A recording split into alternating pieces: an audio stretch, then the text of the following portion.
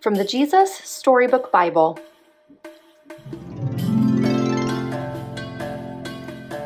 Let's go. After Jesus was baptized, he went straight out into the desert.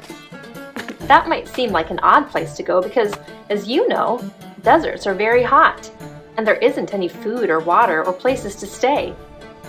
But Jesus needed to get away by himself and be somewhere quiet and alone. He needed to be with his heavenly Father to get ready for his new life. In the desert, Jesus thought about the secret rescue plan he had made with God. Before the foundation of the world, they both knew what would have to happen. To rescue God's children, Jesus would have to die. There was no other way. It was the reason he had come. Now, that old enemy, the one who had spoken through the snake to Adam and Eve back in the garden, remember him? He didn't want Jesus to rescue God's people. So he lied to Jesus.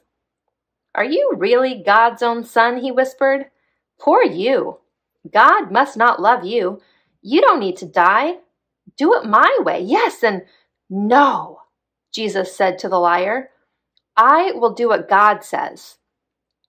And from that moment on, nothing would ever be the same. Jesus wasn't like Adam. Jesus was a new kind of man. He would not believe the terrible lie that the enemy spoke. Jesus knew God loved him, and he would trust God no matter what. It was just as God had promised to Adam and Eve all those years before. Jesus had come to do battle against the snake's work.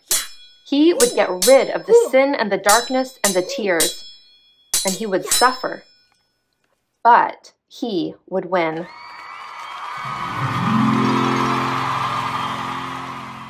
Jesus left the desert and set about the great rescue plan. He was going to get God's people back. But first, he needed to find some helpers and friends. He had a lot to do. He would need some people to help him. Who would make good helpers, do you think? Clever ones? Rich ones? Strong, important ones? Some people might think so, but I'm sure by now you don't need me to tell you that they'd be wrong.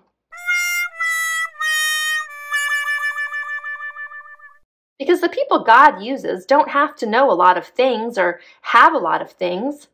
They just have to need him a lot.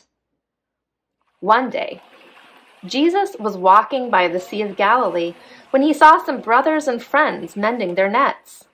They were poor fishermen. Jesus called out to them, "Let's go." Peter, Andrew, James, and John looked up at this man on the shore, and they couldn't explain it. Their boats needed to be put away, their nets needed mending, fish were still wriggling on the shore. But something about this stranger made them just drop their nets and their fish, leave their boats and everything, and follow him. This God-man was like no one they had ever met. When they looked at Jesus, their hearts filled up with a wonderful forever sort of happiness, and inside, it was as if they were running free in an open field. Yippee! Jesus asked 12 men to be his helpers: Peter, Andrew, James and John, Matthew, Philip, Bartholomew, Thomas, another James, Simon, Thaddeus, and Judas. Meeting Jesus would change all of them forever.